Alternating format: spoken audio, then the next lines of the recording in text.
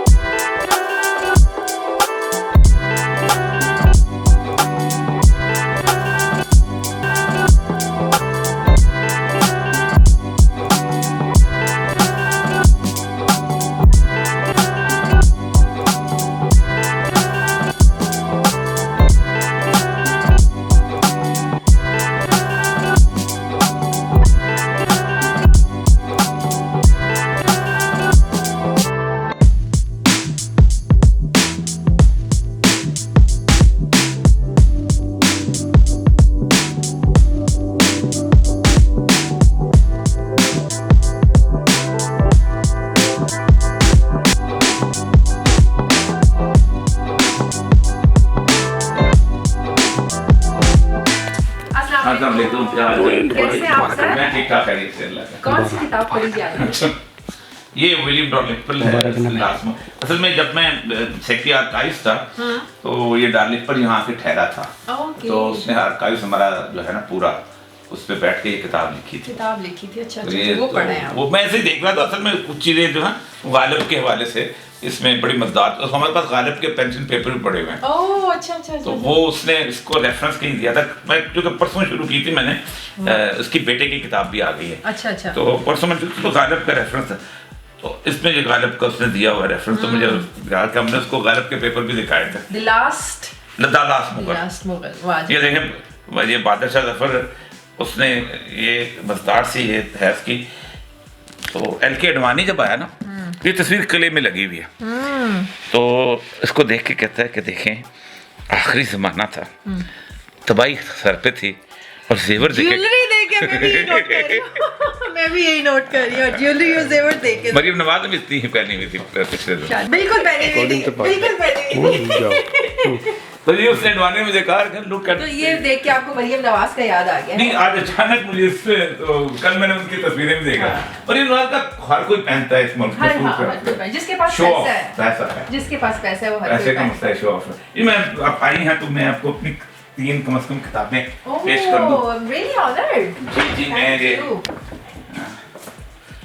ये मेरे वो कॉलम्स हैं कि जब मैं लिख रहा था ना, तो जंग एक्सप्रेस तो था ही नहीं, नवाबत कोई नहीं छाप रहा था, तो ये उस वक्त ज़र्ब मोमन एक अखबार आता था, उसमें छपते थे मुझे है हुक्म आज़ाद। हाँ, तो उन्होंने फिर बाद में छापे थे, तो बाकी तो फिराज के छपते थे। ये मेरी जवानी की शायरी की किताब है। वाह जी, इसका वाह। जमील लक्ष्य साहब ने टाइटल बनाया जी। कामत। जी जी। और ये मेरी जेल की शायरी, जो भी 3 महीने जेल में रहा। जी जी जी। एक दिया जल रहा था हवालात में, एक दिया जल रहा था हवालात में। Thank you so much. Thank you sir. बड़े शौक से मैं पढ़ूंगी। थैंक जी, यू सो बिल्कुल। मच। चले आई- ड्राइव विद शाजिया ज़ीशान। अच्छा ठीक जी, बिल्कुल ठीक।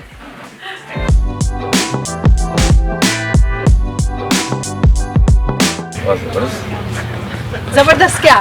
गाड़ी में। हाँ थैंक यू। ये गाड़ी वो है जैको। हाँ हाँ जैको J7। ठीक। यहाँ बैठना है? जी sir.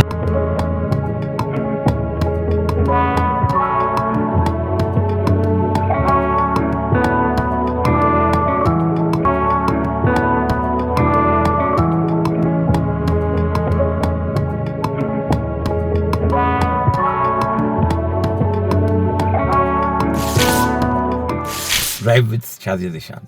Sir welcome to drive with Shazia Zeeshan.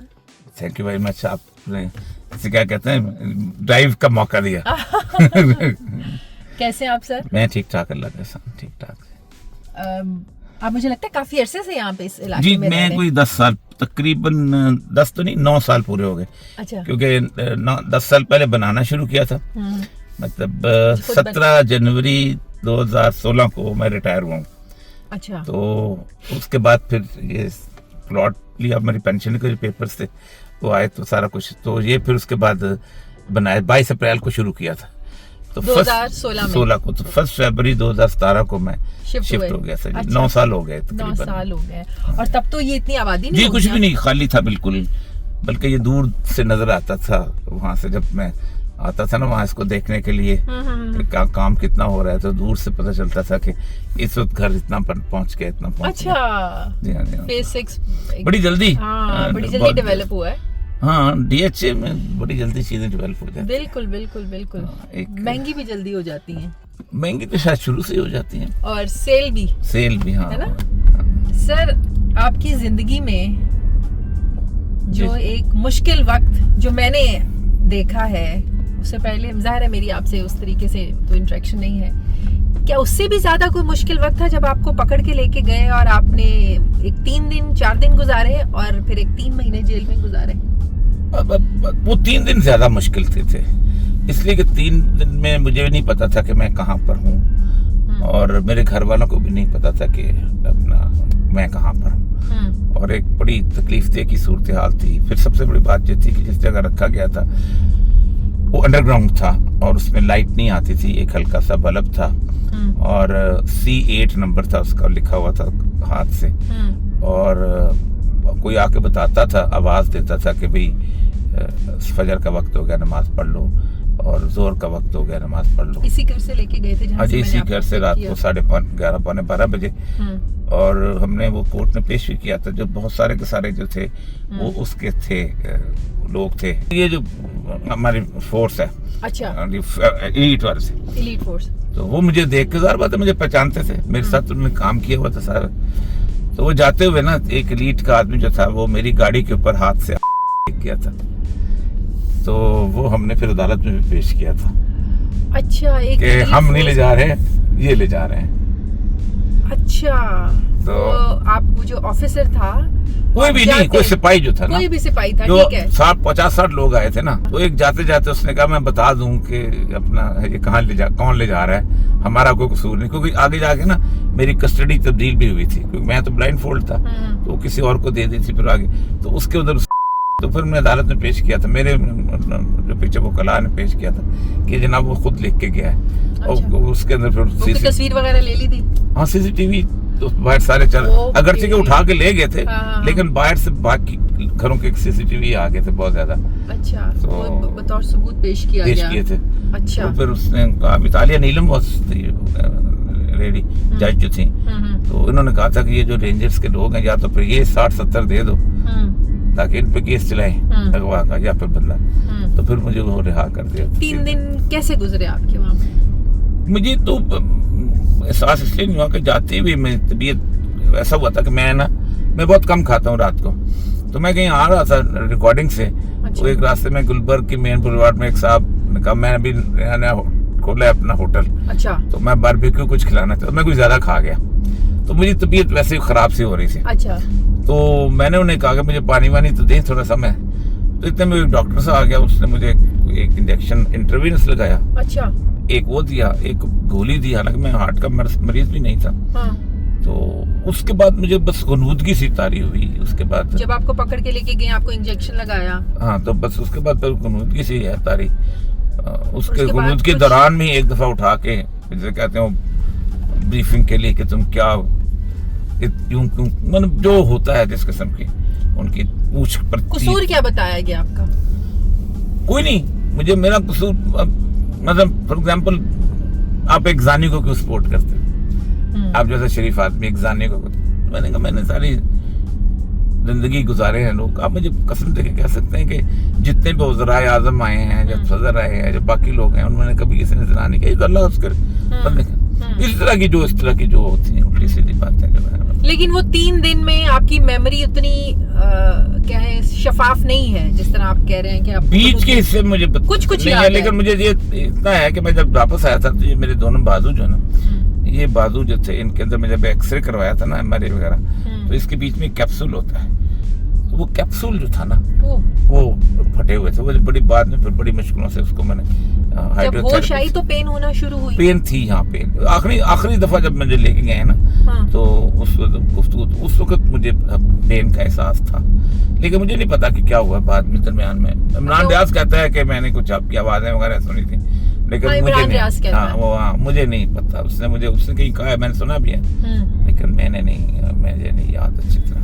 अच्छा, कि इमरान खान को सपोर्ट क्यों करते हैं, ये आपका जी बेसिकली आपको इतनी दफा इनवाइट बुलाता क्यों है? फिर उसके बाद ये है कि आप हमारे सारे ऑफिसर्स को लेक्चर देते रहे, ये हो तो आपको तो इतना ज्यादा पसंद किया जाता है फौज में, आप बता ही नहीं सकते हम कितना पसंद किया। अच्छा, ये भी आपको कहा गया? हाँ, मुझे कहा गया कि आपको बहुत ज्यादा पसंद किया जाता है उन फैमिलीज में? हमारी फैमिलीज में, हमारे इवन ऑफिसर्स के अंदर। वो कहता एक बताया भी था कि हमें एक रिपोर्ट भी है हमारे सामने कि मोर देन 80% ऑफिसर्स हैं वो आपको फॉलो करते हैं। फिर आप जैसे आदमी जो हैं वो अगर इस तरह के बचगाना हरकतें करें, उनके नजदीक बचगाना हरकत थी इस तरह के, जो आपको नहीं लगता आप आउट ऑफ द वे जाके इमरान खान को का आपने अलम उठाया हुआ था? नहीं, उनको लगता था वैसे। नहीं, मैं पूछ रही हूँ, आपको तो नहीं लगता? नहीं, मैंने तो कभी एहसास हुआ? मुझे कभी तक एहसास नहीं, मुझे या तो मैंने कभी जिंदगी में आज तक एक डिक्टेटरशिप के खिलाफ आवाज ना उठाई हो, थ्रू आउट हमेशा उठाई है। यानी आप सोचें, मैं सिविल सर्विस में था, सिविल सर्विस में भी मैं डिस्ट्रिक्ट मैनेजमेंट DMG जो सबसे टॉप ग्रुप है, मैं मतलब पहले 8, 9, 10 लोगों में से था जो पाकिस्तान में होते हैं। जी। और मेरी 16 साल नौकरी रहती थी। जब मुशर्रफ आया तो मैंने मुशर्रफ खिलाफ लिखना शुरू किया था, अपनी नौकरी दांव पे लगाई। कोई 50 के करीब मैंने इंक्वायरियां फेस की। मुझे ईरान पोस्टेड हो गया था, वो जो 10 मुल्कों की ऑर्गेनाइजेशन है ECO, उसके अंदर मैं डिप्टी सेक्रेटरी जनरल यानी ECO का मैं ECI जो होता है अपना, उसका मैं एग्जीक्यूटिव डायरेक्टर था। तो मैं 6 महीने के बाद मैंने वहाँ एक TV प्रोग्राम में बोला था मुशर्रफ, और मुझे डिपोर्ट कर लिया। मेरी $5000 तनख्वाह थी। अच्छा। और 6 साल के लिए मैंने वहाँ रहना था। अच्छा, लेकिन वो सब नहीं हो सका? वो नहीं हो सका। हाँ। वही 5-6 महीने बाद आ गया। चलिए, वो तो मुशर्रफ की डिक्टेटरशिप थी, ये जो आप कह रहे थे अब तो कोई डिक्टेटरशिप नहीं। मेरा ख्याल है ये सबसे ज्यादा, हाँ, ये जो दौर है ना 3-1 साल का जो गुजरा है, इस दौर में बहुत सवाल आया है इस मुल्क के अंदर। मैंने मतलब 34 साल की नौकरी है मेरी सिविल सर्विस की।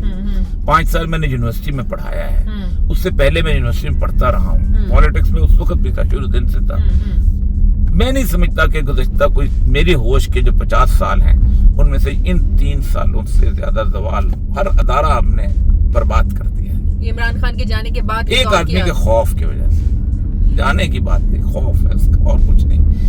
अच्छा, ये खौफ जो है ना, ये कुछ नहीं था, ये उसके जाने के बाद इनको एहसास हुआ है।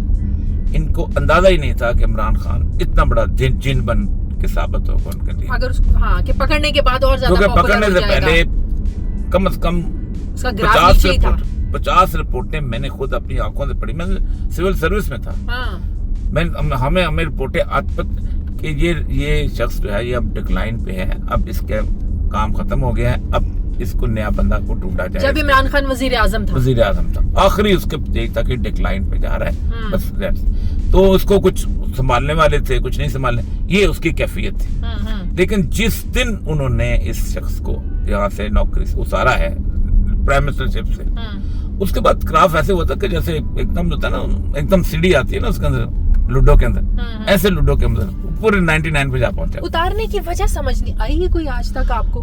बेसिकली इमरान खान, मैं बुनियादी तौर पे समझता कि इमरान खान जो है उसको इंटरनेशनली उतारा गया, पाकिस्तान का उसमें कोई कसूर नहीं था। अच्छा, इमरान खान को इंटरनेशनल एस्टेब्लिशमेंट होता है। और अभी जो इमरान खान बाहर नहीं आ रहा, इंटरनेशनल एस्टेब्लिशमेंट की वजह से नहीं आ रहा। Imran Khan is the most unreliable person for international establishment. President Trump ने भी आवाज उठाई, ये पीटीआई के अपने लोग कहते हैं कि प्रेसिडेंट ट्रम्प ने आवाज उठाई, वो कोशिश कर रहे थे, लेकिन जिस दिन प्रेसिडेंट ट्रम्प ने बात की उससे अगले दिन कौमी असेंबली के सेशन में पीटीआई वाले ट्रम्प के खिलाफ जो है ना वो बैनर्स लेकर आ गए।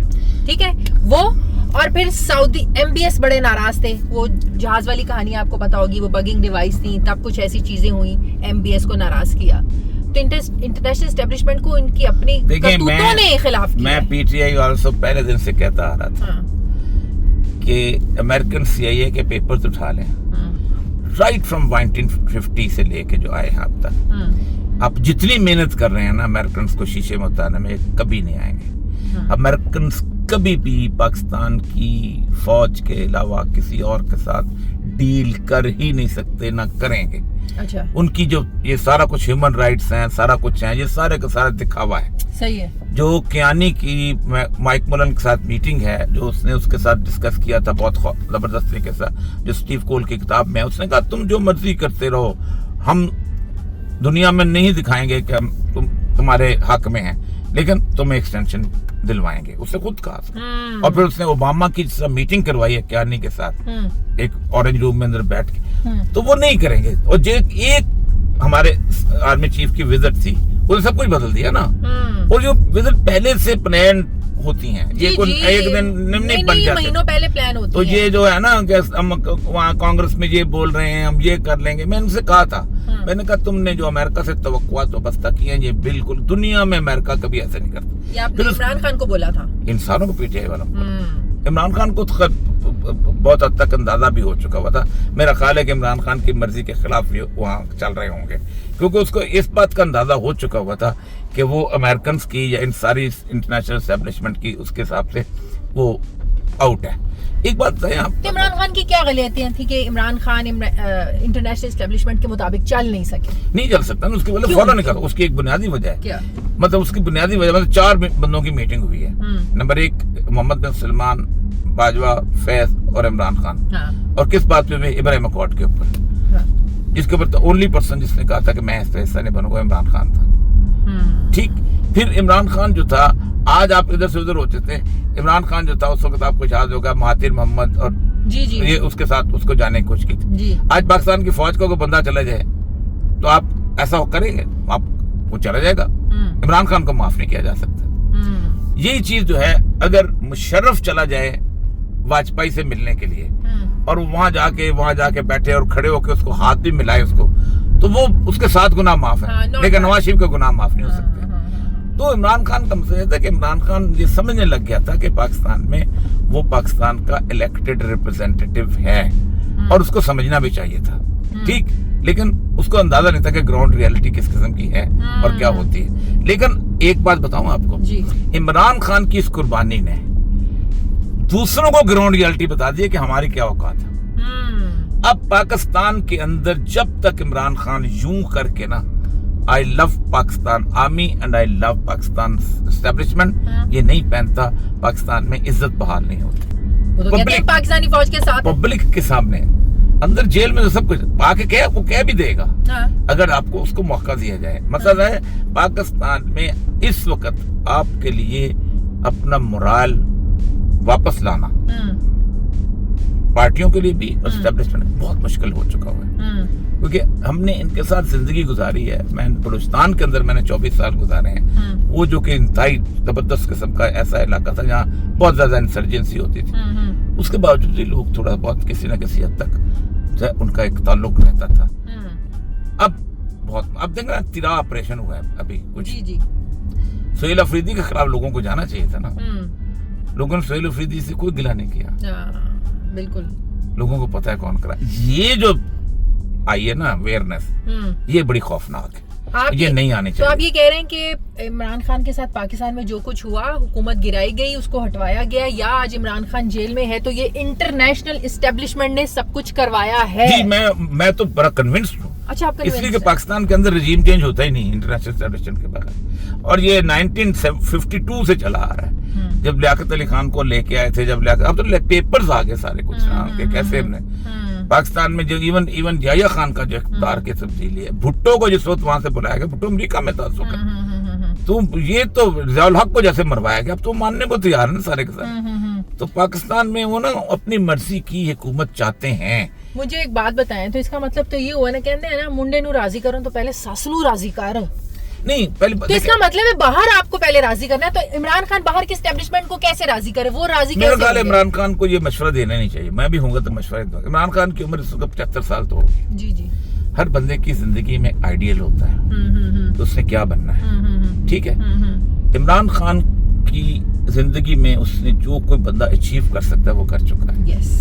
इससे बड़ी कोई अचीवमेंट नहीं हो सकती। बिल्कुल। उसने को अल्लाह ताला की कुर्सी पे नहीं बैठना। बिल्कुल। उसने दोबारा वजीर आज़म बन भी जाए तो उसकी कोई अचीवमेंट नहीं है। वो उस कुर्सी पे जा चुका। वो जिस सतह पे अपनी पॉपुलैरिटी की इंतहा पे है, इस तरह की पॉपुलैरिटी अगले कम से कम 50 साल तक किसी दूसरे को हासिल हो सकती है, वो भी बहुत मुश्किल है। अच्छा। तो इमरान खान अगर इस वक्त दुनिया से चला जाए, तो उसने दुनिया पे अपना प्रिंट छोड़ दिया। इतना ही होता है ना। हाँ, बिल्कुल बिल्कुल। आपने क्या करना था। अब दूसरी बात यह है कि इमरान खान इस वक्त उस सतह पे है कि इमरान खान को देने के लिए एस्टेब्लिशमेंट के पास कुछ नहीं है। वजीर आज़म बनाएंगे, वो कहता है कि नहीं बनना चाहता हूँ। उसके बच्चों का मुस्तकबिल सेव करेंगे, उसको जरूरत नहीं है। उसके कोई कारोबार है जिसको वो ठीक करेंगे, कोई उसके पास है नहीं। उसकी पार्टी, सारी पार्टी उसको छोड़ दे, इमरान खान बाहर निकले, दोबारा असरनो पार्टी बना सकते। बिल्कुल। इसीलिए वो जब भी किसी को कहते हैं इमरान खान को पास जाके नेगोशिएट करो, तो पहले ये कहता है मैं बताओ तुम उसको ऑफर क्या करोगे। तो ये आप कैसे कह सकते हैं कि इमरान खान वजीर आजम नहीं बनना चाहता? वो तो अभी भी वजीर आजम बन के वो जो अपने एजेंडे पे काम करना नहीं, चाहता है। वो सेकेंडरी स्टेज की बात आती है उसके लिए। मैं जहाँ तक उसको जानता हूँ, जिस तरह की उसकी प्रायोरिटी क्या है इमरान खान की? प्रायोरिटी जो होती है कि आप अपनी दुनिया में अपना नाम इम्प्रिंट जिसे कहते हैं छोड़ जाए। तो छोड़ दिया ना, छोड़ दिया। अब इमरान खान की बात डील उसके लिए प्राइम मिनिस्टर होना ना होना इम्मटीरियल हो जाता है। इम्मटीरियल हो जाता है। नेल्सन मंडेला के लिए इम्मटीरियल हो गया था ना। वो छोड़ गया था, आया था, छोड़ गया था। उसने कहा नहीं मुझे नहीं चाहिए। अब इमरान खान चाहता क्या बेसिकली? जी, अब इमरान खान बेसिकली चाहता क्या है? देखिए, ये तो खैर इमरान खान को जेल में कोई बंदा जाए तो देखे, लेकिन एक बात बताऊं कि मैं 3 महीने जेल में रहा हूँ। जेल के अंदर आदमी को अपनी पूरी लाइफ जो है रिवाइव करने की मौका मिलता है। आपको भी कभी जेल जाने का मौका मिले, अल्लाह ना करे, अल्लाह ना करे, तो आपको बहुत तन्हाई बड़ी मजेदार चीज होती है। उसके अंदर बंदे को बहुत कुछ सोचने को मिलता है, बहुत कुछ। अब इमरान खान ने यकीनन रिवाइव किया और अपना रियलाइज किया होगा उसने गलती कहाँ से की, क्या की, चीजें की। फिर दूसरी चीज होती है कि आपका ना उस वक्त डिवाइन कनेक्शन बहुत बिल्टअप हो जाता है। आपके यहाँ ना मटेरियलिस्टिक वैल्यूज बड़ी कम हो जाती हैं। और फिर उसके बाद ये होता है कि इस एज के अंदर ना आपको जिंदगी और मौत बेमानी लगने लगती है। ऐसे अंदर आपको फिर ये नहीं होता कि मैं बाहर निकल के वजीर आजम बनता हूँ या ये बनता हूँ। वो बाहर निकल के अगर एक दिन भी जिंदा रहता है और वो दिन उसकी जिंदगी का ऐसा होता है कि जिसके अंदर उसकी सक्सेस को एडमायर कर लिया जाता है, तो बहुत बड़ा दिन है। और उसके बाद तो इमरान खान अगले 100 साल तक नहीं मरता। आप अपने जो 3 महीने बता रहे हैं उसमें आपका भी ये कनेक्शन बहुत स्ट्रांग हो गया। आपके लिए भी जिंदगी और मौत का कोई मायने ही नहीं रहा था। मैं आपको बताऊं, आपने कभी नहीं देखा होगा कि मेरे साथ, मैं जब जेल से वापस आया हूँ तो जेल का जितने भी स्टाफ के लोग हैं वो मुझसे रेगुलरली आके मिलते हैं। कोई हज पे जाए, पिछले दिनों एक साहब हज पे गए हुए तो मेरे लिए बहुत सारी तोहफे ताइफ लेके आते हैं, मोहब्बत से बाकायदा आते हैं। ये जेल रोड पे रहे थे आप? Jail road? जी, कैंप जेल में। कैंप जेल में। हाँ, और रात को भी देर गुफ्तगू जितने भी लोगों से, हालांकि मैं बिल्कुल आइसोलेशन में था। मतलब मुझे 3 महीने रहे ना वहाँ पे? 3 महीने। तो वहाँ का माहौल और आइसोलेशन कैसी थी? बेहतर थी कंपैरेटिवली। मतलब कम से कम परिंदे नजर आ जाते थे, सामने छोटा था, वो तो पता ही नहीं चलता था मैं कहाँ हूँ 3 दिन से। वो तो इन 3 महीनों को एक तरफ और 3 दिन एक तरफ बहुत ही वो है, बहुत ही और तरह का। अच्छा। और मैं उन 3 महीनों में तो मैंने बहुत जिंदगी में, एक तो ये है कि 4 छोटी छोटी कोठियां थी जिसको कहते हैं सेल्स, उन सेल में एक में मैं तो अकेला था। अच्छा। लेकिन मेरे साथ ये था कि मैंने टेलीफोन करने जाना है तब भी 2 सिपाही मेरे साथ, मैंने कभी अपना वो जाना है, इजाजत थी टेलीफोन वगैरह करने की? हफ्ते में 2 दिन। अच्छा। तो वो भी मैंने बांट लिया हुआ था, कहते 20 मिनट करने होते हैं, 10 मिनट एक दफा, 10 मिनट, हफ्ते में 1 दिन मुलाकात थी। और हॉस्पिटल जाना तो तब भी मैं साथ जाता था, कोई जाता सिपाही मेरे साथ जाता था। तो वो वहाँ डॉक्टर उमर आदिल साहब, मैं घुटनों का मेरा मसला हो गया था, यहाँ मुझे वो घसीटा था अदालत में लाते हुए पुलिस और साफियों से बचाने के लिए कि मैं कोई गुफ्तगू न करूँ। अच्छा। मेरा पाँव मुड़ गया था। अच्छा। तो उमर आदिल से मैं एकदम किसी ने गप कर देख लिया किसी ने, तो फिर मुझे डॉक्टर को मेरे पास भेजते थे, मुझे अस्पताल नहीं ले जाते थे। अच्छा। लेकिन वहाँ ये था कि मुझे लिखने का मौका मिला, मुझे पढ़ने का कैंप जेल में नहीं, हाँ कैंप जेल में, हाँ, लिखने का मौका मिला, पढ़ने का मौका मिला, लोगों को जानने का मौका मिला। और एक मैंने, मेरी बीवी बच्चे, मेरी सबसे अच्छी बात यह है कि मुझे एक दफ़ा ना, मेरी बेटी मेरी एक अमेरिका में होती है, एक इंग्लैंड में होती है, दोनों आ गई थी। मेरा एक बेटा इराक में होता है, उसके 2 भी आ गया था। अच्छा, तो 3 महीने फिर यहीं रहे, उनमें से एक महीना रही, एक 15 दिन रही। तो एक फैमिली की मोहब्बतें जो हैं वो भी मेरी एक बिल्टअप हो गई थी उस दौरान में। तो मेरे बच्चों के साथ मेरे, अगरचे इसमें आपको एक वो सारी की सारी जो दूसरी किताब है शायरी की, इसमें आपको मेरे उसके अंदर ना बच्चों के ऊपर पूरा एक बाब मिलेगा शायरी का। तो पहली जो किताब है कामत, वो मैं उर्दू अदब जो है ना उसके 200 साल तारीख है। तो कामत जो इसलिए मेरी वाइफ का कद लंबा है, इसलिए तो मैं वाहिद शायर हूँ कि जिसने माशूक पे शायरी ने की, बीवी पे शायरी की। वो उस टाइम में वो कैफियत फिर पता चलती है कि ये जो किताब है ना, पहली किताब वो बीवी के ऊपर शायरी, बीवी के ऊपर, और वो उस टाइम में लिखी थी। वो 3 महीने जो आप नहीं पुरानी वाली, पहली वाली। अच्छा, पहली वाली। अच्छा, पहली वाली। इसमें भी मिलेंगे आपको। अच्छा, इसमें भी मेरी बीवी के ऊपर शायरी आपको मिलेगी, लेकिन उसमें जो है ना, अच्छा इसमें आपको ज्यादा। तो और ये सब, ये 3 महीने और वो 3 दिन, कहीं एहसास हुआ कि कहीं आपने लिमिट क्रॉस कर दी, यार मैनू की मिलना सी, मैं क्यों इस साइड पे इतना ज्यादा हो गया? एक होता है ना बंदे को एहसास होता है, यार मैनू इमरान खान ने की दे देना है, मुझे उससे क्या फायदा हो जाना है। पहली बात तो है कि मैंने इमरान खान के लिए तो ना जेल काटी है, काटी तो वैसे आपने इमरान खान की वजह से। दूसरी तो फायदा ने मुझे जेल में डाला था ना, मैंने फाइज के खिलाफ रेफरेंस डाला था, तो वो मैंने बिल्कुल ठीक डाला था। मेरा ख्याल है कि पाकिस्तान की अदलिया को 75 साल में किसी एक शख्स ने इतना नुकसान नहीं पहुंचाता जितना पहुंचाया, जितना काजी फाइजा ने पहुंचाया। और काजी फाइजा जो है वो मेरे से रिलेटेड भी है, मेरी ससुरालियों में से आता है। ओए अच्छा, उसके बावजूद आपने भी बख्शा नहीं और उन्होंने भी नहीं बख्शा। ससुराली बचते, ससुराली नहीं, ऐसी बात नहीं, मेरा ससुराल बहुत अच्छा है। ससुराल बहुत अच्छा, फटाफट कवर कर लिया आपने। नहीं सही कह रहा हूँ, बहुत अच्छा। अच्छा, इनके जो बहनोई हैं, हाँ। मेरी वाइफ के जो फादर थे, उनके बहुत करीबी हैं लोगों में से हैं, मिर्जा कमर बेग, जो उनके काजी भाई लगे बहनोई। हाँ, लेकिन वो सब जानते थे मुझे, मैं तो इसको 40 साल से जानता हूँ इस शख्स को, काजी फाइजी साहब। मैं कोयटा में रहा हूँ। अच्छा, इमरान खान की इतनी साइड लेने का कभी दुख हुआ? नहीं, क्योंकि आप पे अब एक लेबल लग चुका है। लेबल लगाने वाले लोग बहुत लगाते हैं। मैं एक जमाने में मुझे लोग कहते हैं कि तालिबान का उसामा बिन लादेन मुल्ला, मतलब मेरा जिंदगी में आज तक अगर देखा जाए तो सबसे ज्यादा मैंने मुल्ला उमर के बारे में गुफ्तगू की है, और सबसे ज्यादा एक ताल्लुक चाहे 1988 से मेरा ताल्लुक था, जब वो कुछ भी नहीं थे। तो टेबल लगने से क्या होता, आपने तो बात ये करनी थी। नून लीग के हलकों में तो आपको बिल्कुल वो पसंद नहीं किया जाता। हाँ, किसी ने, असल मैं बताऊं आपको, मेरा बेसिकली सब्जेक्ट है नफ्सियात। नफ्सियात में एक लफ्ज होता है रिएक्शन फॉर्मेशन। आप अपनी शिकस्त किसी दूसरे के नाम जरूर गिनते हैं। वो कहते हैं अगर ओलिया मकबूल जान ना होता तो हमारी बड़ी इज्जत थी पाकिस्तान में, या अगर फलाना ना होता, या इमरान रियाज ना होता, हमारी बड़ी इज्जत थी पाकिस्तान। इन्होंने हमें तबाह किया। इसी तरह एस्टेब्लिशमेंट ये समझती है अगर इमरान खान ना होता तो हमारी बड़ी इज्जत। ऐसा नहीं है, आप अपने 70 साल को रिव्यू कर लो। आपको पता चल जाएगा गलती कहाँ पे है।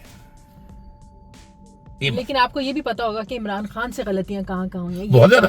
इमरान खान परफेक्ट तो नहीं। Let's go for coffee first.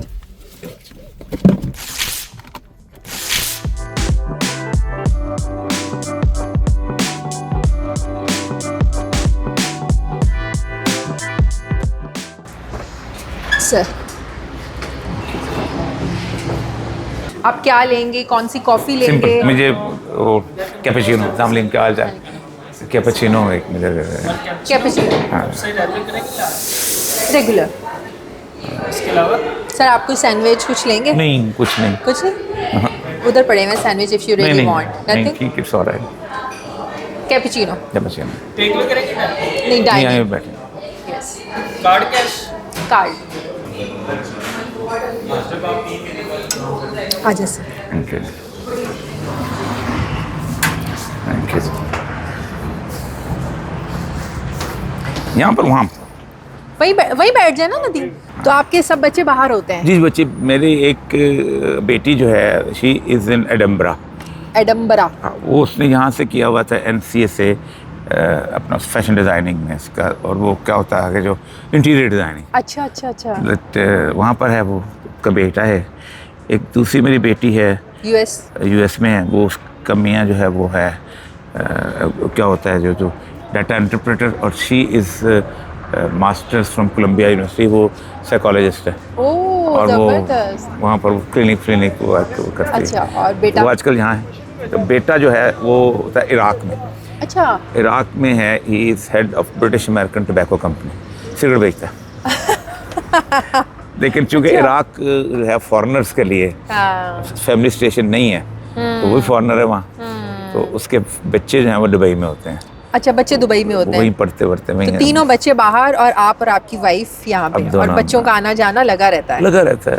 आजकल पिछले दिनों आए हुए थे और मेरी 70th बर्थडे मनाने के लिए। Belated happy birthday. Thank you. हाँ, आज एक दिन बाद। हाँ, तो वो असल में हुआ यह था कि मैंने उन्होंने मनाने की सोचा था कि कहीं बाहर जाएंगे, कहीं इन बिटवीन कोई जगह रख लेंगे। अच्छा। टर्की में रख लें या कोई और इस जगह। तो वो फिर मैंने अप्लाई भी किया। मुझे इन्होंने एक PCL होता है, पासपोर्ट कंट्रोल लिस्ट। हाँ। तो वो मैंने अप्लाई किया, हाई कोर्ट ने मेरे हक में फैसला कर दिया। अच्छा।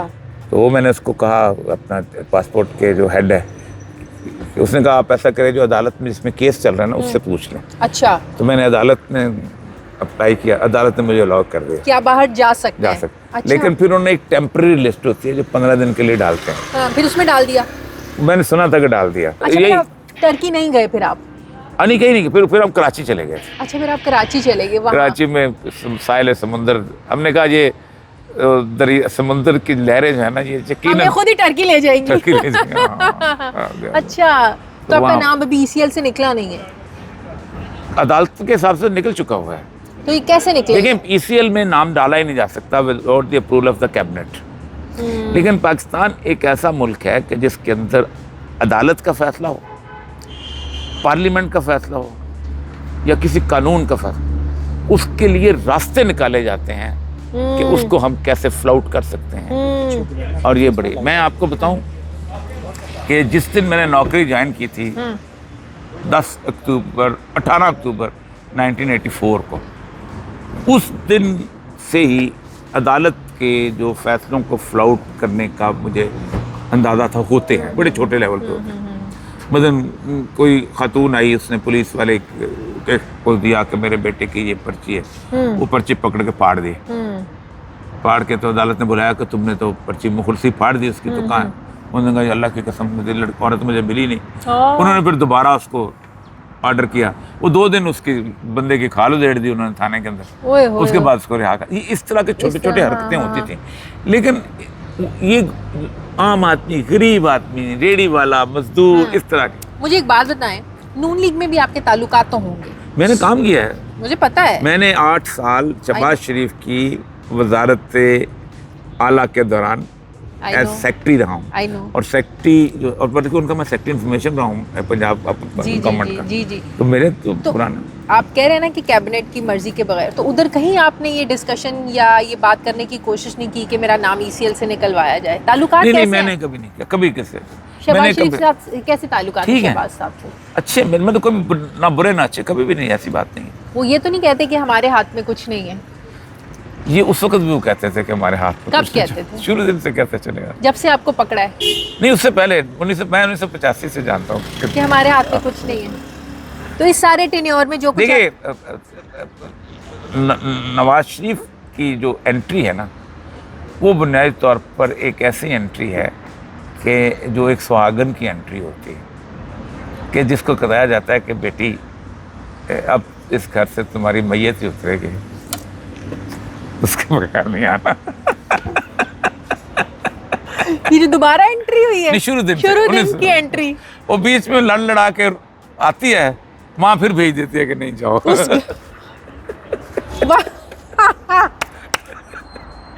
नवाज शरीफ की सियासत में एंट्री ये हमेशा ऐसी ऐसे है, ही ये होता मिसाल है कि नहीं बेटे तेरा घर वही है, तुझे एक दफा भेज दिया तो भेज दिया, अब तो मर के ही निकलेगी वहां से। कह दिया ना, मेरे बड़ों को कभी नहीं हुआ ऐसा। तो ये एंट्री ऐसी इमरान खान की क्यों नहीं थी? वो असल में इमरान खान दी किसी ने भुट्टो की समझा नहीं के नहीं भेजा? नहीं, असल में हुआ ये था कि इमरान खान का मतलब यह है कि इमरान खान के साथ हुआ यह है कि इमरान खान की जो एंट्री है अच्छा, वो उस वक्त हुई है कि जो उसके रिश्ते बहुत आ रहे थे, उसके रिश्ते, उनमें से एक रिश्ता जो था ये आ गया तो उसने चूज कर लिया, उसको रास्ता मिल रहा था। इमरान यहाँ तो बात जानता ही कोई नहीं था ना कि आप गवर्नमेंट कॉलेज की कैंटीन के ऊपर गाने वाने तरह के गाना सुनना, अचानक एक जनरल जिलानी आपको पिक करता है, आए आप वजीर है, वजीर इकराम। इमरान खान की तो इमरान खान को देखें, इमरान खान की जब एंट्री हुई है तो वो 92 का वर्ल्ड कप जीत चुका हुआ था, सियासत को निकाल दें तब भी वो हीरो था, अब तक हीरो, ग्लोरीफाइड पर्सनालिटी थी, पर्सनालिटी थी, ठीक जी बिल्कुल। उसके बाद उसने शौकत खानम की वो कैंपेन चलाई थी कि अगर आज सियासत में ना होता तो कम से कम अब्दुल सत्तार ईदी के बराबर की इज्जत उसकी होती। तो बहुत मैंने उसका कैंपेन देखी, जैसे बच्चे उसके मरते थे सब, फिर वो हार्ट थ्रॉब के तौर पे पूरी यूरोप में पहचाना जाता था। तो इमरान खान का मतलब है, इमरान खान के रिश्ते बहुत जमाइमा से शादी भी यहाँ के जी लोगों को जी हजम नहीं हुई। नवाज शरीफ साहब की खामोशी आपको कुछ समझ में आती है कि इतना आसानी से उन्होंने कैसे एक्सेप्ट कर लिया कि जब वो जानते थे कि मुझे क्या वादे करके पाकिस्तान लाया गया? देखिए उसका रिजल्ट निकल रहा है, सज्जी दिखा के खबी मारना, उसका रिजल्ट निकल रहा है, और उसका रिजल्ट ये निकल रहा है कि आपकी ये जो रिसेंट पोस्टिंग्स ट्रांसफर्स हुई हैं, एक्सटेंशंस एंड पोस्टिंग, उसमें पाकिस्तान की तारीख में कभी 8 दिन का डिले नहीं हुआ। इसके पीछे क्या वजूहत? इसके पीछे नवाज शरीफ साहब की शराइत नहीं, यूँ ये मानेंगे, ये मान, कभी माना कभी नहीं माना, कभी वो माना। नवाज शरीफ, एक बात बताऊँ मैं आपको, लोग जरदारी को समझते हैं कि बहुत तेज़ है, मैंने काम किया हुआ। नवाज शरीफ जो एज ए पॉलिटिशियन जो हमारी डे टू डे पढ़, उससे बहुत तेज़ आदमी है। तो ये जो इमरान खान का खुमार है लोगों में, गलत ये जेल में जाने की वजह गलत किया, देखिए कोई समझाने वाला नहीं है। मतलब इमरान खान ने जलसे किए ना वाले, वजीराबाद का आपने देखा होगा, वजीराबाद में अगर गोली ना चलती वो पहुंच जाता पिंडी, तो वहीं से बढ़ना शुरू हो गई, पिंडी चला जाता तो क्या होता, क्या हो जाता, एक और पिंडी में चला जाता, एक और जगह चला जाता, एक और जगह। सुहेल अफरीदी आज गया है ना कराची, अगर उसको खुला छोड़ दिया जाता तो नेक्स्ट पे क्या होता? ये क्या गेम हुई है? वैसे मुझे एक बात बताएं, पंजाब में आया, मार्केटें बंद, सारा कुछ बंद, लाइटें बंद, तंग किया ना, वो जो करना चाहता था नहीं अचीव कर सका। कराची गया, बड़ा भरपूर इस्तकबाल हुआ, सईद गनी साहब गए, सब कुछ हुआ, अजरक पेश की गई, लेकिन बाद में इतना सब कुछ उनको रोकने की कोशिश, मतलब कि एक तरफ पीपल्स पार्टी ने अपना पॉजिटिव चेहरा दिखा दिया कि हम तो वेलकमिंग है, जो पंजाब में हुआ हम नहीं करेंगे, लेकिन बाद में जो अचानक सब कुछ हुआ वो कैसे हुआ? देखिए कराची अगर आप रहे, अगर आपने एडमिनिस्ट्रेशन में रहे ना, और मेरी भी इतला ये है कि कराची के आईजी ने और चीफ सेक्रेटरी ने लिख दिया था हम कंट्रोल नहीं कर सकेंगे, हम कंट्रोल नहीं कर सकेंगे। पंजाब में बड़ी आसानी से कंट्रोल कर लेंगे। तो कराची में जो पंजाब की तरह आप कंट्रोल नहीं कर सकते, तो कराची में पहले तो मशवरा ये था कि आराम से जाने में, बाद में प्रेशर पड़ा, वो भी गलत किया। ना पड़ता तो सोहेल अफरीदी होकर चला जाता, क्या होना था। लेकिन उसके बावजूद बड़ा जलसा हुआ। वो हो जाता तो इतना ही होना था, थोड़ा सा और बड़ा होना था। हाँ। आप कराची में आप कंट्रोल नहीं कर सकते, इसीलिए जो 77 की सबसे बड़ी मूवमेंट 77 की हुई है वो कराची से शुरू हुई थी। अच्छा, हम ये भी डिस्कशन हुई पीपल्स पार्टी की चाल थी। नहीं, पीपल पार्टी सर्वाइवल तो चाहती है ना। हाँ। देखिए एक बात बताऊं आपको कि इमरान खान को मैंने कम से कम 3-4 दफ़ा कहा था कि तुमको जो लोग बेवकूफ़ बनाते हैं ना कि जो पंजाब में जीत जाए उसको प्राइम मिनिस्टर बनना चाहिए, ये तुम्हें फंसा रहे हैं दलदल में, इलेक्टेबल्स के दलदल में। जितना तुम सिंध में अपनी जगह बना सकते हो किसी और जगह नहीं बना सकते। ये आप समझाते थे। मैंने बहुत सारी चीज़ें समझाई थी। हम गाड़ी में डिस्कस करेंगे।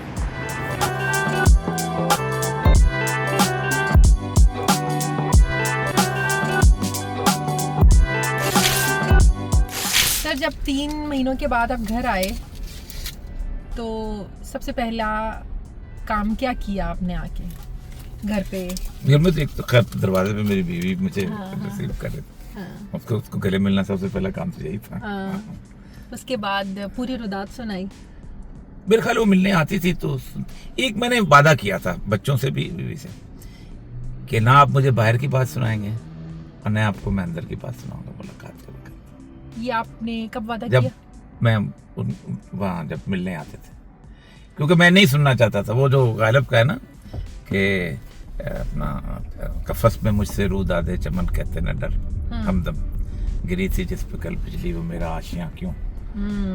तो मैं नहीं सुनना चाहता था कि वो कैसे बीत रही है उन पे, ना मैं बताना चाहता था कि मुझ पे क्या बीत रही है। तो वो हमने एक आपस में था, इसलिए बहुत कंफर्टेबली दोनों गुफ्तगू करते थे। वाइफ तो मेरी तकरीबन हर हफ्ते आती थी, बच्चियां भी हर हफ्ते आती रहती थी, खाना वाना लेके आती थी वाइफ? हफ्ते में एक दफा खाना उनका मिलता था। लेकिन वहाँ जेल में होता यह है कि जेल में ना एक बड़ी जैसे कहते हैं ना ब्रदरहुड सी बन जाती है, तो किसी ना किसी का खाना आता रहता है, दूसरा आता रहता है, तो वो फिर तकसीम, मेरा खाना आया तो एक का तो नहीं होता, 5-6 लोगों का होता है। तो फिर सबसे बड़ी बात यह है कि कुछ लोग ऐसे थे कि जिनके वो बहुत ज़्यादा वहाँ पर सहूलियात हासिल थी। मतलब मुझे ज़रूरत थी उसकी एक कुर्सी की। अच्छा। उसके लिए वाशरूम को इस्तेमाल करने के, क्योंकि वो फर्शी वाशरूम था। तो मैंने उसे कहा, तो उन्होंने कहा ढूंढते हैं, ये करते हैं। इन 3 दिनों में तो मुझे दिया ही नहीं था। उन्होंने कहा वैसे ही है, बस ठीक है। अच्छा। तो अचानक मैं बाहर निकला तो एक साहब दाढ़ी वाले मिले, तो मुझे कहा कि आप किधर? मैंने कहा कहता आपके कॉलम्स पढ़ के तो मैं दीन की तरफ राग़िब हुआ हूँ और मैंने कुरान हिफ्ज़ किया है, मैंने 12 कत्ल किए हुए। तो आपको कुछ चाहिए तो बताएं। तो मैंने उसने बोला आपसे? हाँ, मतलब बदमाश आदमी था। तो मैंने कहा हाँ मुझे वो चाहिए। कहता पहुँच जाएगा। मैं घर पहुँचा तो एक सिपाही जो था वो कुर्सी उठा के ला रहा था मेरे लिए। अच्छा। तो वो उनका राज होता है कुछ लोगों का वहाँ। अच्छा, वहाँ भी ग्रुपिंग होती है ना जेलों में? हाँ, ग्रुपिंग भी होती है। फिर कुछ लोगों का, कैदियों का राज भी होता है। राज भी होता है। तंग करने वाले भी बहुत होते हैं ना। हाँ, लेकिन मैं जिस तरफ था उसमें कम ही लोग थे ऐसे जो कि तंग करने वाले थे। अच्छा। तो ज्यादातर कुछ 1-2 वकील थे मेरे साथ, उन्होंने जानबूझ के ऐसे थे कि ना किया जाए। तो वो जब असम होते थे कैदी बहुत होते थे, तो जब मुझे को लेके फोन के लिए निकलते थे वो सारे इधर से कोई इधर से मिलने के लिए, वो उनके लिए बड़ा मसला होता था कि मिलने से कैसे रोके मुझसे। अच्छा। तो ये चीज थी। तो गपशप की इजाजत नहीं होती? बिल्कुल नहीं, मुझे नहीं थी। बाकी तो जंगल में सारा दिन घूम रहे होते हैं। अच्छा। वहाँ कैंटीन है, सारा कुछ है। मैं वहाँ किसी कैंटीन में नहीं जा सकता था। मैं वहाँ जो फुटबॉल वॉलीबॉल वाला उसमें नहीं जा सकता था। मैं अस्पताल में अपने तौर पे नहीं जा सकता था। मैं मस्जिद में जुमा पढ़ने या नमाज पढ़ने नहीं जा सकता, वो जाते। मैं लाइब्रेरी में नहीं जा सकता था। लाइब्रेरियन को कहते कि तुम इसके पास जाओ और उसको जो अगर देना है तो ठीक है। मैंने देखी नहीं लाइब्रेरी। और ये सब 3 दिनों की सबसे ट्रॉमा, एक तो ठीक है पकड़े गए, फैमिली से दूरी, वो that is a different thing, वो भी बहुत पेनफुल होता है। सबसे ज्यादा ह्यूमिलेटिंग आपके साथ रवैया क्या रहा 3 महीनों में? मुझे बाकी तो ठीक था। मुझे तो आखिरी जब वो छोड़ने मुझे आए हैं, मुझे नहीं याद कौन साहब थे सामने आगे बैठे हुए थे। 3 महीनों का वाकया या 3 दिन के बाद। अच्छा 3 दिन वाला। ब्लाइंड फोल्डेड था तो उन्होंने मुझे पूछा कि आप चमन में असिस्टेंट कमिश्नर रहे हैं। मैंने कहा हाँ। तो आज वहाँ तो 1 करोड़ रुपया महीना कमाता होगा उस जमाने में, आजकल तो 5 करोड़ कमाते हैं। मैंने कहा ज्यादा कमाता हूँ। अच्छा। फिर पूछा चागी में डिप्टी कमिश्नर रहे हैं। मैंने कहा हाँ। तो वहाँ भी आजकल 20-25 करोड़ कमाते हैं, आप 10 करोड़ तक कमाते होंगे लोग। मैंने कहा ज्यादा कमाते होंगे। उन्होंने कहा कि आजकल असिस्टेंट कमिश्नर करोड़ों रुपया कमाते हैं। आप अजीब आदमी हैं, आप जब रिटायर हुए तो ना घर था ना गाड़ी थी, आपको तो अपने बच्चों का भी ख्याल नहीं है। तो ये मेरे लिए बड़ा शॉकिंग था। फिर बिल्कुल आखिरी मेरे दरवाजे पर पहुंचते पहुंचते, हालांकि सिपाही थे, मैं हथकड़ी में था, तो मुझे कहा कि आपको मालूम है कि एक लड़की कितने में आ जाती है। मैंने कहा जी मैं तो 88 में असिस्टेंट कमिश्नर था और 82 में मेरी शादी हो गई हुई थी। हाँ। तो उस वक्त हम जब पकड़ते थे बयान मुझे याद है कि 3000, 4000, 2000 इस तरह की रेट बताती थी लड़कियां। नहीं आजकल सब बातें आपसे हो रही हैं। आजकल तो 35-40 हजार में आ जाती। तो आपके दिमाग में गर्मी बहुत ज्यादा है, तो आप एक लड़की मंगा लिया कर हफ्ते में ताकि आप कुछ ठंडे हो। ओह ह्यूमिलेट। ये मेरी 70 साल की जिंदगी में सबसे तकलीफ दे फिक्र था जो मैंने सुना है। ओए और आपको छोड़ने आ रहे थे? हाँ, उतारने के लिए। मतलब कि आपने कभी रिश्वत नहीं ली? वो भी कहा गया क्यों नहीं ली? खैर वो तो मुझे रोज सुनने को मिलता था ना। वो तो मुझे रिश्तेदार भी सुनाते थे, दोस्त भी सुनाते, पागल है, बेवकूफ। हाँ। वो तो हमारे माशा। लेकिन नोइंग मी ये फिक्रा मुझे नहीं किसी ने सुनाया था कभी। बहुत तकलीफ देता आपके लिए। ओए ओए। उस तरह के फिक्रे तो हर ईमानदार आदमी को सुनने ही पड़ते हैं। ये बेवकूफ है, सारे कमा रहे हैं, तुम नहीं कमा रहे। अगला जान माफी मांग लेना, उम्रा कर लेना, हज कर लेना, लेकिन रिश्वत ले लो। रिश्वत ले लो। ये तो रूटीन में, ये तो 35 साल नौकरी में सुनते ही आए हैं ना। ये तो है। ये ऑफर्स भी बड़ी होती होंगी बहुत ज्यादा बात है ना। मैं तो बात उन जगहों पे रहा हूँ जो कि स्मगलिंग का हाट, मतलब जो चागी ये सारा आपका जो 2-2.5 अरब रुपए का जो तेल की स्मगलिंग होती है उसी जिले से होती है। ओह, बड़ा मौका था आपके पास पैसा बनाने के लिए।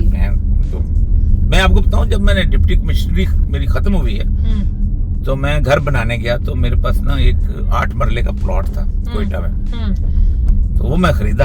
अच्छा। तो वो मुझे पटवारी और उसे जब फर्द बनाने गया तो मुझे हंसता था, कहता है सर क्या बात करते हैं, ये तो क्लर्क इस तरह के 8 मरले के घर बनाते हैं, तो आप क्या करते हैं।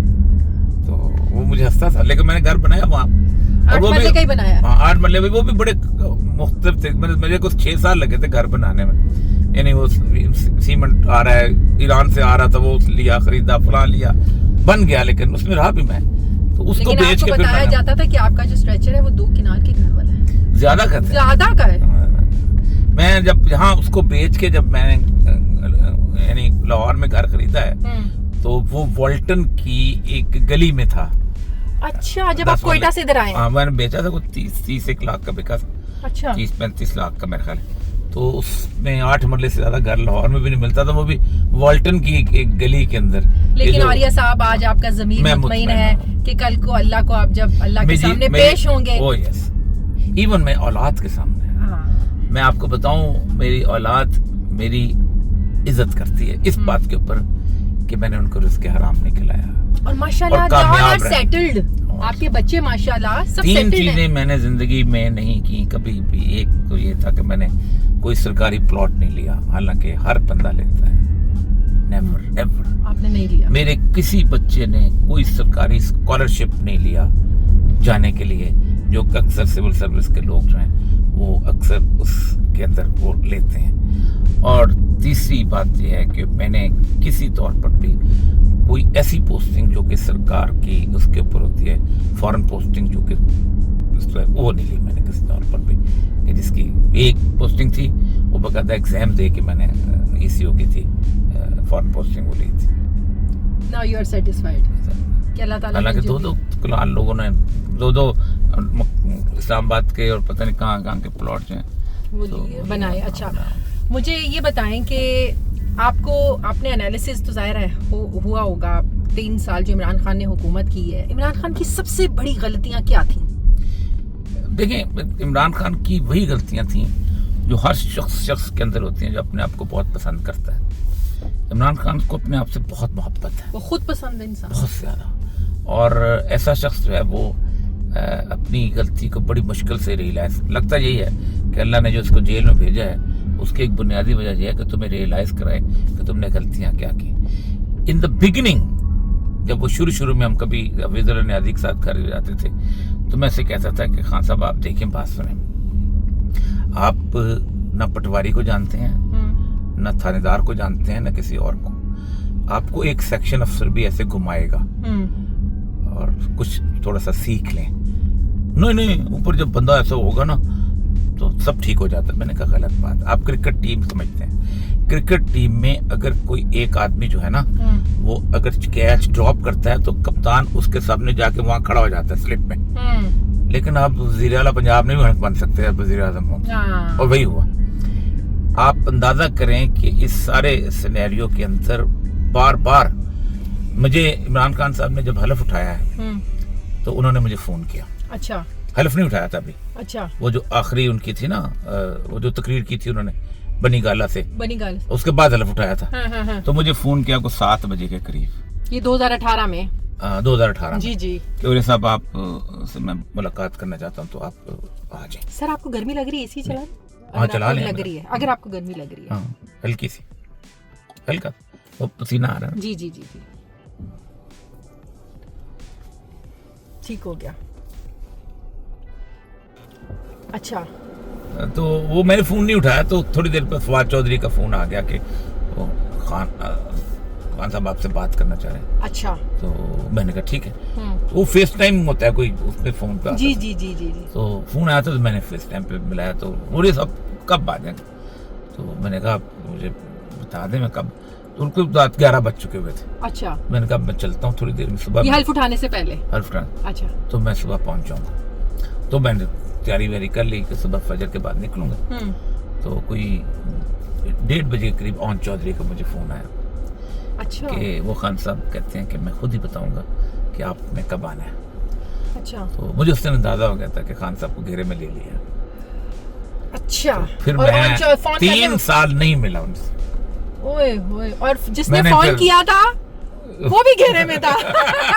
घेरा डालने वाला। हाँ, घेरा डालने वाला। तो मुझे अंदाजा हो गया था कि इमरान खान साहब, आप अंदाजा करें कि उसके बाद जब भी खान साहब से मुलाकात हुई है हमेशा उन्होंने यही कहा, तूरे साहब I have learned a lot, it was my internship. मैंने कहा बड़ी कीमत पे करना पड़ी आपने इस इंटर्नशिप के कारण। वो आप वो किसके घेरे में थे, मुझे वो बताए ना। ब्यूरोक्रेसी घेर लेती है।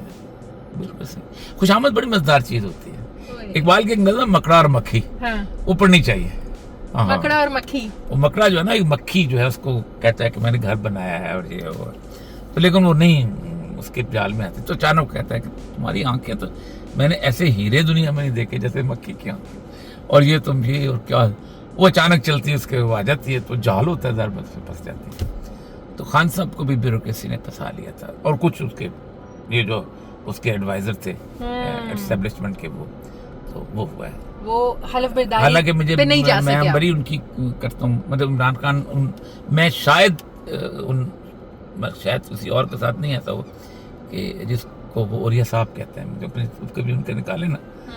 तो एक दफा उनसे कुछ हो गया था ऐसे, ओरिया कहते ना, तो ओरिया साहब ने तो ओरिया जी कह दिया। ओरिया जी कह दिया। तो अच्छा, जिसको यार लोगों ने बड़ा मजाक किया, ओरिया जी क्या होता है और ये होता है। अच्छा, तो अच्छा, ये तो एक गलती होगी मेरे साथ वो करते हैं। एक ये गलती थी खुशामदियों को घेरे में आके गलत फैसले फिर तो गलती चल पड़ती है ना। अच्छा, फिर तो गलतियों पे गलतियां चल पड़ती। इमरान खान को उन्होंने ये एक इस मिजाज में डाल दिया था कि आप ऐसी सुपरा चीज है जिसको ना नेगोशिएशन करनी चाहिए किसी के साथ, ना बात करनी चाहिए किसी के साथ। ये तो सारे ऐसे ही हैं जैसे हैं। तो उसके साथ हुआ ये था कि फिर इमरान खान, तब देखे ना इमरान खान का जो इंफॉर्मेशन मिनिस्टर कौन था जिसने पहले महीने ही 2 जर्नलिस्टों को थप्पड़ मारे थे। फवाद चौधरी। और जर्नलिस्ट भी आपको पता, एक को तो मेरे सामने मारा है, मैं उस शादी में मौजूद था। अब ऐसा इंफॉर्मेशन मिनिस्टर जो है उसको रहना चाहिए था।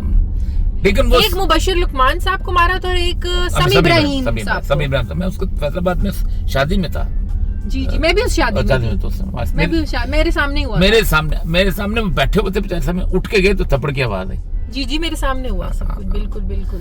तो उसके बाद और भी बहुत सारे, और फिर एक तस्वर बना लिएगा था इमरान खान साहब ऐसी चीजों से खुश होते हैं। गलत लोगों का भी इमरान खान को मशवरे देना, इमरान खान को ले गलत लोग, दूसरा ये था कि इमरान खान को ना 2011 के जलसे के बाद घेर लिया गया था और एस्टेब्लिशमेंट ये समझती थी कि अगर हम इसको अपने एहसान के तौर पर प्राइम मिनिस्टर बनाएं तो ज्यादा बेहतर रहेगा। और हमारे जो मुख्तलिफ किस्म के साफी हैं उन्होंने इमरान खान को ये रियलाइज करा दिया था कि आप इलेक्टेबल्स के बगैर जीत नहीं सकते।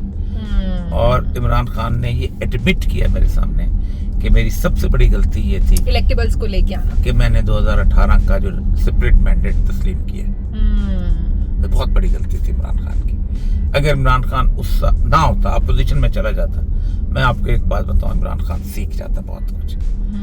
लेकिन बहरहाल अब तो इमरान खान जो कुछ सीखा है, मुझे इतना लगता है कि इमरान खान जो है, मेरी एक जो जहाँ तक मैं आपसे समझा उस शख्स को, कि इमरान खान अगर बाहर आ गया तो he will not go for वजीर प्राइम मिनिस्टरशिप। अगर बाहर आ गया कोई चांस जब नहीं, चांसेस तो इमरान खान के बाहर आने के बगैर रास्ता ही कोई नहीं। ओके, कोई रास्ता। अगर आप पीस चाहते हैं, अगर आप सुकून सूरत चाहते हैं, अगर आप किसी भी किस्म की पाकिस्तान के अंदर कोई तो अनसर्टेनिटी नहीं चाहते तो इमरान खान के बगैर रास्ता ही कोई नहीं है। देखें, इमरान खान उन लोगों में से है कि इमरान खान जो है उसकी जिंदगी जो है उसको खत्म करने से भी कोई रास्ता नहीं निकलता। अच्छा, उससे भी बात नहीं बनेगी। मैंने एक दफा इमरान खान, मैं एक जमाने में हाथ देखता था तो इमरान खान का वही दफा सामने होता था, हाथ देख तो बंदे की ना वो खुजली जाती रहती है ना, तो वो नहीं जाती, तो हम मलिक साहब, मलिक हमारे उस्ताद थे, उनके साथ हम हाथ देखा करें। इमरान खान के हाथ पे एक बड़ी अहम तरीन अलामत है, वो है कि उसके हाथ पे हेल्थ लाइन नहीं है। ये दुनिया में है ही नहीं, ये दुनिया में बहुत चंद लोगों के अंदर होती है। हेल्थ लाइन होने का मतलब ये होता है कि बताती है कि आपको कोई बीमारी होगी। इमरान खान की जिंदगी में कभी कोई बीमारी नहीं हो सकती।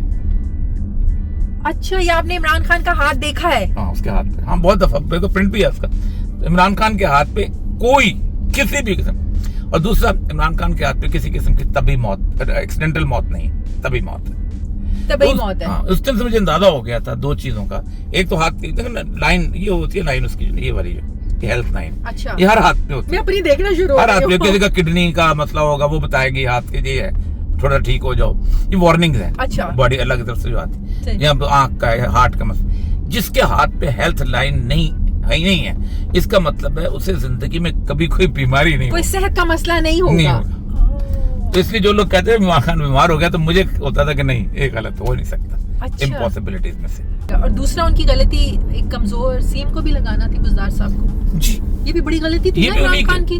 अच्छा, वैसे मैं बताऊं कि वो उसने नहीं लगाया था, वो एस्टेब्लिशमेंट ने लगाया था। मैं बताता हूँ, मैं न्यू टीवी में था, तो ये जो है ना अकरम चौधरी साहब, जी, ये जो उसके वाले हैं, जी, ये जो अलीम खान साहब के साथ होते हैं, ये बुज़दार को लेके आए थे 7 दिन पहले और कहा था इसका इंटरव्यू रिकॉर्ड कर ले। अच्छा, तो न्यू टीवी में हमने उनका इंटरव्यू रिकॉर्ड किया था। अकरम चौधरी साहब लेके आए थे उस्मान बुज़दार को न्यू टीवी में आपके पास। उस वक्त किसी को नहीं पता था कि बुज़दार चीफ मिनिस्टर आ रहा है। अच्छा, वो इंटरव्यू रिकॉर्ड हुआ था। अच्छा, वो इंटरव्यू चलाया गया। तो अकरम चौधरी कहाँ से आता है? मैंने इशारा सही किया? बिल्कुल ठीक, सही किया। अच्छा, तो इमरान खान को इस तरह घेरे में लिया हुआ था कि उसको अपना, दूसरों का फैसला भी अपना कह के बताता था। अच्छा, इसीलिए बाद में कहा गया कि हमारे तो हाथ बंधे हुए थे, हमें काम नहीं करने दिया गया। ये सारे कहते हैं बाद में। लेकिन इमरान खान फिर जुर्रत करता ना, फिर वो कुर्सी छोड़ देता ना, फिर इक्तदार में होते हुए इमरान खान कहता तो हीरो बनता ना। लेकिन बन गया ना, उसको जब भी छोड़ी गई निकाला गया, बन गया। अब तो बन गया। अब तो उसको ये नहीं कह सकते ना कोई छोड़ देता। अब तो लेकिन काम तो रिवायती सियासतदानों वाला किया ना, कि इक्तदार की कुर्सी पे बैठे रहे, तब जुर्रत नहीं की। इसलिए कि रिवायती सियासतदानों की तरह ही उसको पाला पोसा गया था, उसी तरह उसको बताया जाता था। अब लेकिन अब नहीं।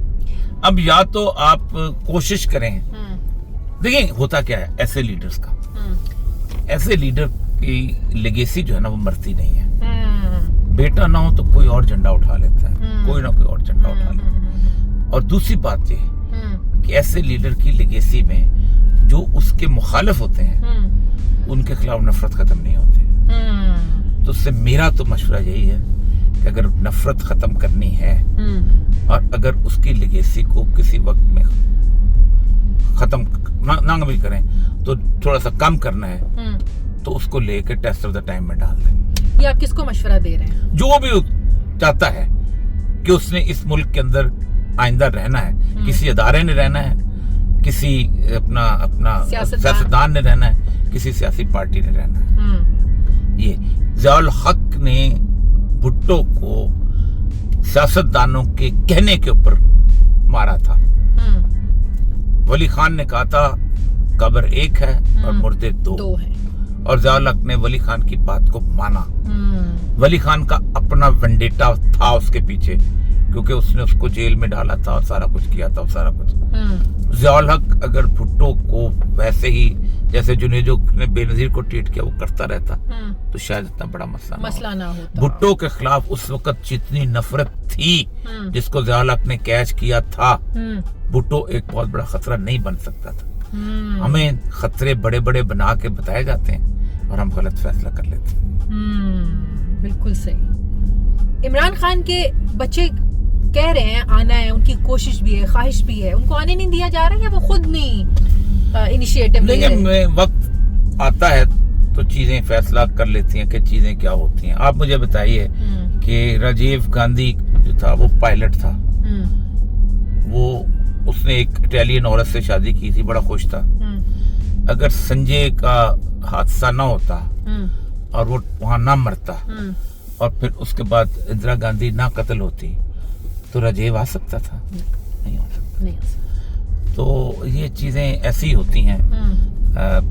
खलंडरा सा बच्चा होता है, घूम रहा होता है मोटरसाइकिल पे, बाप दुकान से आता है, सब कुछ अचानक हार्ट फेल होता है तो 40वें के बाद वही खलंडरा बच्चा दुकान पे बैठा होता है। तो ये नहीं सोचा जा सकता कौन आता है और कौन नहीं आता। बिल्कुल सही, ये चीजें होती हैं। अच्छा, नहीं मिलने के लिए मेरा कंसर्न है कि वो बाप से मिलने के लिए तो आ सकते हैं ना।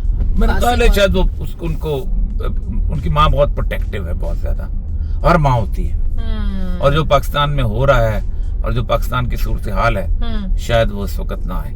मैं एक बात बताऊँ, यहीं से मैं समझता हूँ कि इमरान खान को बाहर ना निकालने के लिए इंटरनेशनल एस्टेब्लिशमेंट जो है वो मौजूद है, वरना जितना इन्फ्लुएंस जमाइमा का है, उसकी फैमिली का है, उसके बच्चों का है, वो कम से कम बाप से मिलने इंटरनेशनल सिक्योरिटीज के बावजूद जरूर आ चुके होते। उनको खतरा उनको महसूस होना तो उनको नहीं चाहिए। इंटरनेशनल एस्टेब्लिशमेंट उनको कुछ तो कहती है, हम तुम्हारे तहफ़्फ़ुज़ देते हैं, तुम जाओ। इसका मतलब ये है कि इंटरनेशनल एस्टेब्लिशमेंट राजी नहीं है। और एक बात आपको बताऊं कि इंटरनेशनल एस्टेब्लिशमेंट, मेरी जहाँ तक इत्तलात हैं, जो इंटरनेशनल एस्टेब्लिशमेंट ने ये तय किया हुआ है कि अगर हम इमरान खान को, और ये बात मैंने खान साहब को बताई भी थी कि इमरान खान साहब को हम इस सारे स्ट्रेस और उसके बावजूद हम उसकी मकबूलियत को ख़त्म ना कर सके तो हम उसको पावर में ले आएंगे और लाने के बाद उसकी असैसिनेशन करेंगे। ये बातें मुख्तलिफ जो CIA की मुख्तलिफ एजेंसीज हैं उनके नीचे के लोग जो हैं वो कहीं कहीं बयान करते हैं कि अभी भी ये प्लान मौजूद है। जैसे ज़ियाउल हक को उड़ाया था वैसे उड़ा देंगे। अभी भी ये प्लान मौजूद है। ये मैंने खान साहब को बताया था जब वो भी जेल में नहीं गए थे कि ये सूरत हाल है, क्योंकि वो एजेंसीज के लोग बातें करते हैं कि फिर, और ये काम वही है कि पिनोशे के साथ उन्होंने किया था कि पिनोशे उनका लाडला था, जर्नैल था। जब पीछे हट उनको पता चल गया कि अब ये कंट्रोल नहीं कर सकता तो उसको भगा दिया उन्होंने और जो मकबूल लीडर था वो उसको ले आए और पिनोशे पे मुकदमा चलाया, भाग गया वो और कान से पकड़ के उनके हवाले कर लिया ये लोग। तो अभी भी ऐसी पॉसिबिलिटीज है इमरान खान के लिए? वापसी की तो 100% पॉसिबिलिटी नहीं क्योंकि तमाम तरह कि इकतदार पे लाके हाँ, लाके, assassination हाँ, कर जी, दें, ये भी अभी प्लान तो है प्लान मेरा ये अभी भी प्लान एग्जिस्ट मेरी करता है। इत्तलात के मुताबिक प्लान अच्छा। मेरी मुताबिक अच्छा और ये मैंने जाने से पहले उनको बताया बता दिया था आपने। मैंने कहा कि फिर एंड हो सकता है कि आपको तो अपनी उनका जवाब पर्सनल क्या सिक्योरिटी था? रखना जवाब क्या था उनका? कहते मैं क्या कर सकता हूँ मैंने कहा फिर पर्सनल सिक्योरिटी रखे अब तो वो बहुत ही सिक्योरिटी में है। अब तो वो बहुत ही सिक्योरिटी में है। हाँ लेकिन अब उसको इमरान खान को ना वो समझते हैं कि एक बेनजीर को नहीं संभाल सके तो इमरान खान है उसकी डेथ से आप शहबाज शरीफ साहब के साथ आपने काम किया, जैसे इमरान खान का हाथ देखा, इसके अलावा भी किसी का हाथ देखा है आपने? हाँ काफी जगह अच्छा बात हाथ नजर आ जाता है बात करते करते नजर आ जाता है इसलिए मैं जानबूझ के नहीं देखा वैसे नजर अच्छा। नवाज शरीफ के अंदर एक जहान है तो उनका डबल ब्रेन लाइन है अच्छा आपने नवाज शरीफ साहब का हाथ देखा हुआ है? नवाज शरीफ भी जब तक जिंदा है सियासत से आउट कोई नहीं कर सकता उसको। वो तो कह के भी भेजा हुआ है ना, वो सुहागन को कह के भेजते हैं ना, वो भी आपने सुना है? उनका तो वो भी हिसाब है ना। अच्छा उनके हाथ में इक्तदार ये है, लाइन है सियासत में आउट। देखिए इक्तदार तो बड़ी छोटी सी चीज होती है। अच्छा, सियासत में रेलेवेंट रहेंगे, रेलेवेंट हमेशा रहेंगे। ये उनके हाथ बताते हैं, हाथ की लकीरें बताती हैं। मरियम का कभी हाथ देखा है? नहीं मैंने मिला भी नहीं। अच्छा अभी तक देखा है, मुलाकात नहीं हुई कभी। अच्छा शहबाज शरीफ का हाथ देखा? बहुत दफा। हाँ उनके हाथ में क्या है? जैसे मेरा और आपका आम से आदमी का हाथ। लेकिन वो आम आदमी है तो नहीं। नहीं Shehbaz Sharif is a very good administrator, मैं बहुत तारीफ करता हूँ। लेकिन वो लाहौर शहर के मेयर बन सकते हैं अच्छे। आपने तो कहते ना गाली मुकाती है। आपने प्राइम मिनिस्टर के देखो क्या आपने कह दिया। परफॉर्मेंस में मसला हुआ बहुत ज्यादा। पंजाब में सही परफॉर्म नहीं करी मरियम? नहीं मेरा ख्याल है चीज मोर फोकस ऑन लाहौर और यही गलती करते हैं। शहबाज शरीफ साहब भी यही करते थे। हाँ यही गलती करते हैं, यही वजह है कि आपकी जड़ बड़ी जल्दी उखड़ जाती है। मैं बताऊं आपको कि पंजाब के अंदर अर्बन सिटी पे फोकस करना सबसे बड़ी गलती होती है।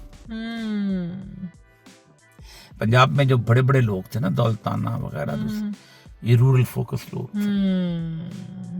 नवाब सिकंदर रियाद, खिजर रियाद, दौलताना, ममदूद, उसके बाद जितने भी परवेज लाइस थे वगैरह, उससे पहले जो चीफ मिनिस्टर थे अयूब खान के बाद जो आए, ये सारे जो थे ये रूरल फोकस थे। अगली प्राइम मिनिस्टर आपको मरियम बनती हुई लगती है? क्योंकि नवाज शरीफ साहब की तो पूरी कोशिश है कि वो बना दे और जरदारी साहब की कोशिश है कि बिलावल को बना दे। मैंने जो उनके जो तस्वीरों में हाथ देखा वैसे ही देखा उनका मरियम का। हाँ उनमें तो कुछ मुझे ऐसी चीज नजर नहीं आई, वज़ारत उज़्मा वाली बात नजर नहीं आई।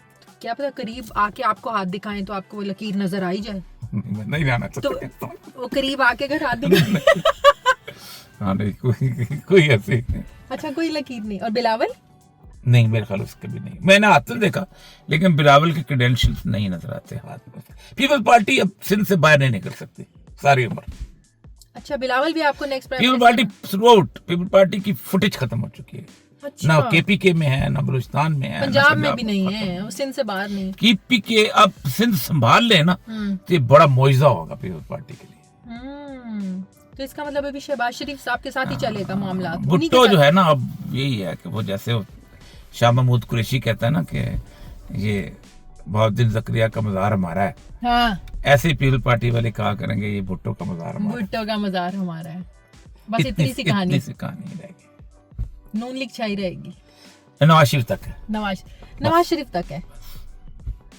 तो बाद में मरियम का भी कोई मुस्तकबिल नहीं, किसी को खत्म।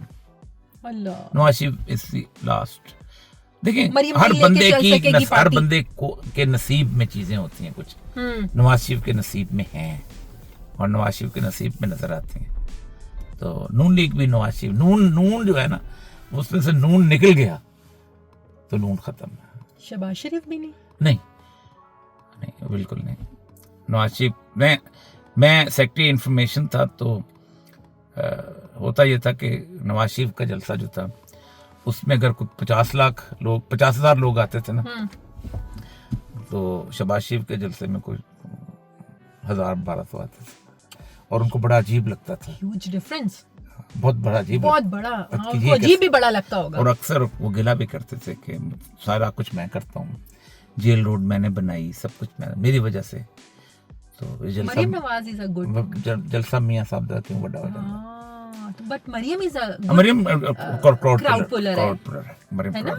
मरियम क्राउड पुलर लेकिन इमरान खान जैसा क्राउड पुलर तो नहीं कोई नहीं, नहीं, है ना? बहुत फर्क है, बहुत फर्क है, ह्यूज डिफरेंस। उसकी एक वजह है, जो बड़ा लीडर होता है ना, तो उसका लिबास जो है ना वो फैशन बन जाता है, और जो छोटा लीडर होता है उसको फैशन अडॉप्ट करना पड़ता है पॉपुलर होने। ये आप किसकी तरफ इशारा कर रहे हैं, मुझे बता दे।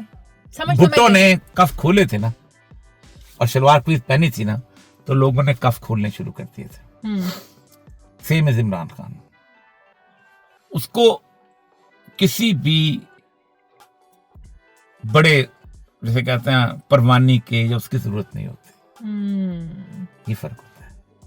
ये मैं आपको मतलब नवाज शरीफ को मुझे याद है इस तरह कि मैं असिस्टेंट कमिश्नर कोयटा था, तो ये कोयटा आए थे, तो मुझे उनके साथ वो ना क्या करने की जरूरत पड़, प्रोटोकॉल के लगा दिया था। तो कोयटा में रात को 12 बजे फलूदा खिलाएं तो वो चले। तो एक दिन सुबह सवेरे निकले, वो नीली हल्की शलवार कमीज, एक नीली जैकेट, नीले बूट पहने हुए थे। तो वो नवीद हासन थे उनके सेक्रेटरी, तो उन्होंने कहा कि बढ़िया मैचिंग की है, तो ਤੁਹਾਡੇ ਕੋਲ देखते के, तो वो सोच पूछते थे क्या पहनूं क्या नहीं पहनूं, किस तरह पहनूं। नवाज शरीफ साहब, भुट्टो को ये चीज की जरूरत नहीं थी, इमरान खान को थी। कायद आजम, आप अंदाजा करें, जब तक वो लीडर नहीं बना था वो सेवल ऑफ स्ट्रीट से अपने सिलवाता था वहां पर कपड़े। हाँ। लेकिन बाद में वो खत्म, वो चीजें बाद में, खत्म। हाँ। मरियम नवाज तो बड़े जबरदस्त कपड़े डिजाइनर्स के पहनती हैं। यही बात। अभी रिसेंट आपने शादी भी देखी है, जी हाँ। इंडियन डिजाइनर्स के कपड़े जी, वो जी, शादी के लिए आए, कुछ यहाँ के डिजाइनर्स देखिए मैं आपको एक बात बताऊं, ये अगर मैं उनका, लेकिन तनकीद वैसे लोगों ने की है, अगर मैं एडवाइजर होता मरियम नवाज का, अगर इस मामले का, तो मैं सबसे पहला कहता कि अपनी शादी को सिंपलेस्ट पॉसिबल शादी करते हैं। जवाहरलाल नेहरू से अमीर कोई शख्स नहीं था। उनके क्लास फेलो हमारे मोहल्ले में रहते थे, तो कहते कि हमारे साथ आता था, और जब वो प्रिंस ऑफ वेल्स जिस गाड़ी में आता था ये भी उसी गाड़ी में जाता था, वो जैसी निकर पहनता था ये भी निकर पहनता था। जब इसने सियासत में हिस्सा लेना शुरू किया तो एक दिन ये घर वापस आया, तो उसने देखा कि उसके वार्डरोब के अंदर उनके बाप ने 4 कुर्ते, 2 वो जो कहते वेस्ट कोट, एक वो ये डाली हुई थी, और सारे कपड़े उतार दिए थे, फेंक दिए थे। तो उसने कहा था अगर तुमने पब्लिक के अंदर रहना है तो ये लिबास, और आइंदा से मेरे घर के बने हुए किसी चीज से और किसी गाड़ी में तुम सफर नहीं करोगे। लोग ऑफेंड होते हैं। फर्क बताता हूं मैं आपको। मलका बरतानिया ने वोट नहीं लेना, उसके बेटे की प्रिंसेस डायना की शादी दुनिया देखती है, उन्होंने वोट नहीं लेना। लेकिन टोनी ब्लेयर के बेटे की शादी किसी को याद नहीं, मार्गरेट थेचर के किसी रिश्तेदार की शादी याद, गॉर्डन ब्राउन की याद। Very good example. अंबानी की शादी सबको याद है, बाकी उन्होंने वोट नहीं लेना। तो आप अगर बिहेव करना है आपने बादशाहों की तरह, तो फिर वोट मांगने नहीं जा सकते, फिर रहे फकीरों की तरह। सर बहुत अच्छी गुफ्तगू रही, आपको कैसा लगा? अच्छा, बहुत अच्छा, ये अच्छा है, बिल्कुल डिफरेंट, बहुत अच्छे, बहुत अच्छा आइडिया, बहुत जबरदस्त है। Thank you so much sir, बहुत बहुत मजा आया।